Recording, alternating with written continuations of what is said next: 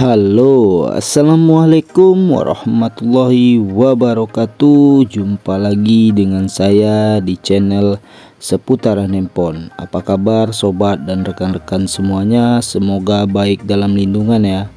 Baiklah, di tangan saya ini ada servisan Vivo Y12s yang dimana kata si pemilik handphone, HP-nya saat dicas keluar presentasi baterai.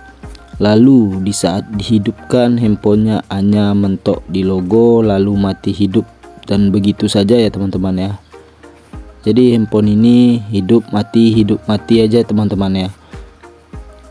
Baiklah, akan saya tes apakah benar handphone ini hanya sekedar sampai di logo saja ya teman-teman ya. Akan kita coba, akan kita tes. Ya, ternyata handphonenya hanya sampai di logo Vivo Android lalu mati hidup aja ya teman-teman ya. Baiklah teman-teman semuanya, saya akan menunjukkan step by step dari kerusakan HP Vivo ini. Terus ikuti channel saya. Semoga channel saya bermanfaat dan menambah wawasan teman-teman semua di dunia Android. Jangan lupa like, komen, dan subscribe. Baiklah teman-teman semuanya, kita akan bongkar unit Vivo Y12s ini. Pertama-tama akan saya lakukan pembukaan backdoor atau casing belakang dari HP Vivo ini ya teman-teman ya.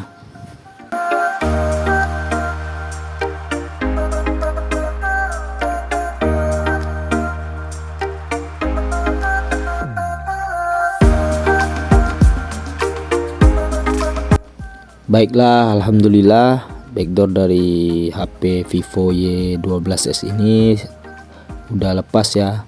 Saatnya kita nanggalin baut-baut yang ada di HP Vivo Y12s ini ya teman-teman ya. Jadi kerusakan dari handphone Vivo Y12s ini kita belajar dari pengalaman saya aja ya teman-teman ya. Saya coba di arus dulu ya teman-teman ya. Arus itu di baterai. Jadi kita akan coba cek baterainya terlebih dahulu. Setelah itu nanti apakah baterai tersebut masih ada penyimpanan arus atau tidak ya teman-teman ya. Jadi kalau seandainya baterainya bermasalah, baterainya kita perbaiki atau kita ganti ya teman-teman ya. Jadi ada dua asumsi yang harus kita kerjakan dari HP Vivo Y12s ini. Kalau saya pikir-pikir, kerusakan dari Vivo Y12s ini hanya sekedar IC fuse-nya saja ya teman-teman ya, yang terletak di kabel atau fleksibel baterai Vivo Y12s ini ya. Baiklah, kita lepaskan satu persatu baut dari Vivo Y12s ini. Setelah itu baru kita tanggalkan bezel dari Vivo Y12s ini ya. Jadi permasalahan dari Vivo Y12s ini, kalau baterainya nanti masih ori pabrik, kita akan perbaiki IC fuse-nya. Kita asumsi lari ke mesin ya teman-teman ya, atau ke softwarenya yang bermasalah ya.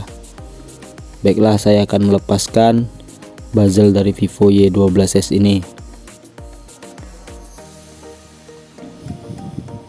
Jadi sebelum kita mencopot bezelnya, lepaskan terlebih dahulu slot SIM-nya ya, karena melepaskan bezel ini ada slot SIM-nya yang nyangkut di bezel.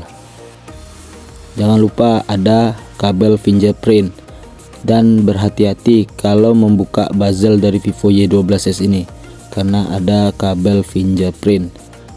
Jadi kebanyakan bagi teknisi pemula asal main tarik aja akhirnya fingerprintnya putus.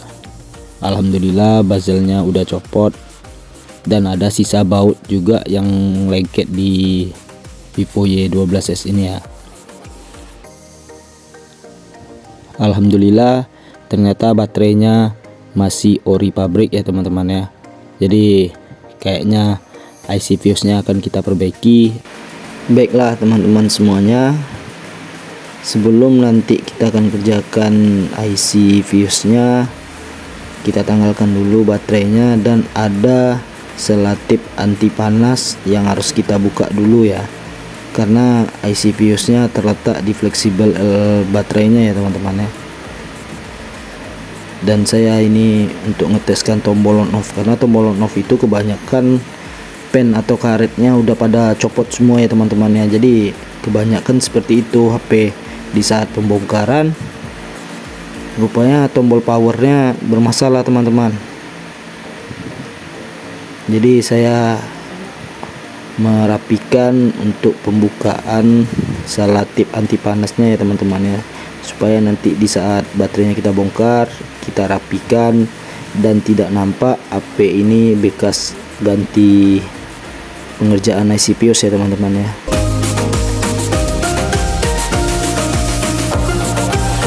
Alhamdulillah selotip anti panasnya udah kita buka ya teman-teman ya. Saatnya kita akan menjumper IC fuse-nya ya teman-teman ya, yang ada terletak di fleksibel baterai ya teman-teman ya. Jadi buat teman-teman semua, untuk mengatasi baterai seperti ini sayang untuk mengganti, karena baterainya bawaan pabrik ya teman-teman ya. Jadi IC fuse itu adanya baterai yang ori pabrik ya teman-teman ya. Kalau baterai yang ori beli, nggak pernah saya jumpain ada fuse di baterainya ya teman-teman ya. Baiklah, saatnya kita akan menjumper IC-nya ya teman-teman ya.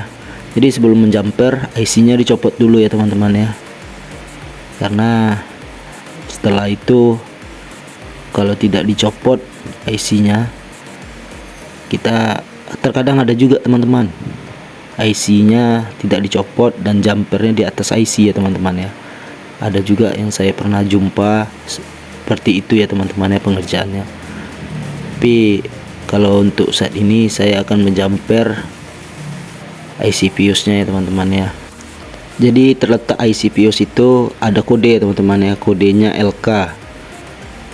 Jadi ada juga banyak kodenya teman-teman. Jadi yang saat ini baterai Vivo Y12S ini kode fuse-nya LK. Jadi IC fuse LK ini akan saya lepas.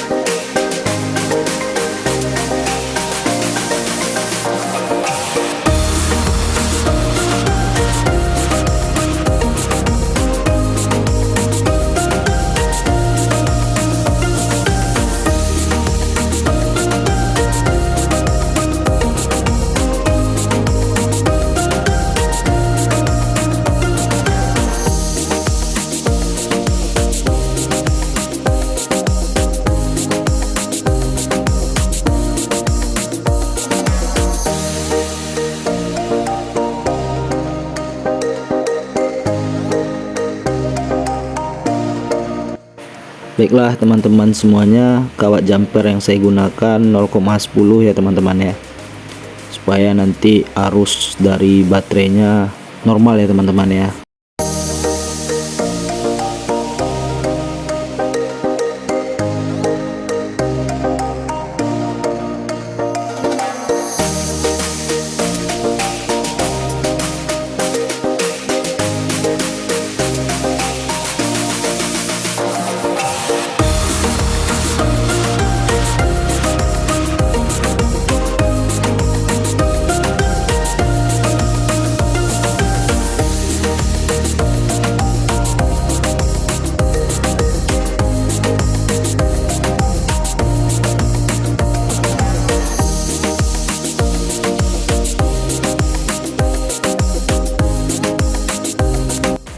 Alhamdulillah penjamperan dari fuse baterainya sudah selesai ya teman-teman ya.